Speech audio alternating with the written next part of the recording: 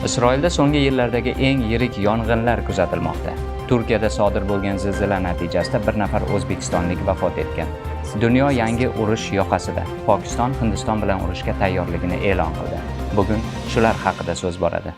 Assalomu alaykum. Jahonda ro'y bergan eng muhim voqealar tafsiloti Yoshlar ovozining xalqaro dayjest ko'rsatuvida. Demak, biz boshladik.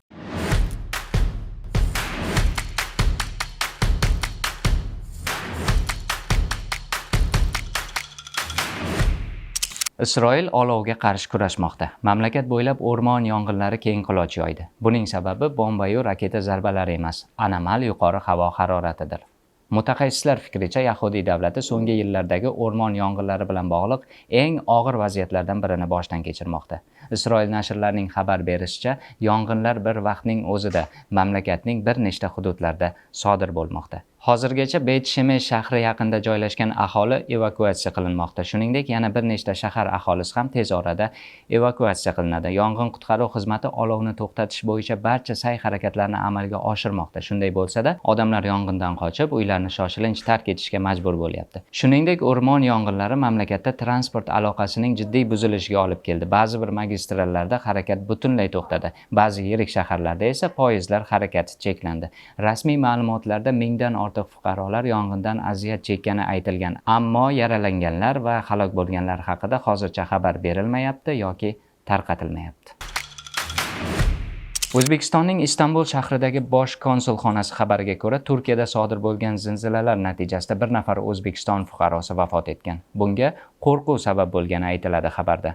Ma'lum qilinishicha, 23-aprel kuni bo'lib o'tgan zilzila paytida Istanbulda yashab kelayotgan o'zbekistonlik fuqaro yuqori qavatda bo'lgan va kuchli qo'rquv holatiga tushgan. Natijada yurak yetishmovchiligi tufayli vafot etgan. Hozirda O'zbekistonning Istanbul shahridagi bosh konsulxonasi marhumning jasadini vatanga yuborish bo'yicha zarur konsullik huquqiy va tashkiliy choralarni ko'rmoqda. Hindiston va Pokiston urush holatiga yaqinlashmoqda. Dunyodagi notinch vaziyatdan ilhomlangan shekilli har ikki davlat bir-biriga qarshi keskin choralar qo'llamoqda. Xabaringiz bor, bahsli hudud hisoblanadigan Kashmirning Hindistonga tegishli qismida 27 nafar sayyoh otib o'ldirildi. Hind hukumati Pokiston terror guruhini qo'llayotganini da'vo qilib, unga qarshi keskin reaksiya bildirdi. Dastlab Hindiston Tashqi ishlar vazirligi Pokiston fuqarolaridan mamlakatni 48 soat ichida tark etishni talab qildi.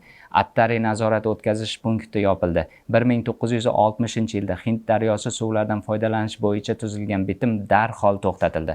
Pokiston fuqarolari uchun vizasiz kirish tartibi bekor qilindi. Ilgari berilgan barcha vizalar nollashtirildi. Bunga javoban Pokiston Mudofaa vazirligi Hindiston bilan urushga tayyorligini e'lon qildi. Pokiston o'z murojaatida Hindiston hududlaridan birini tormor qilish bilan tahdid qilgan.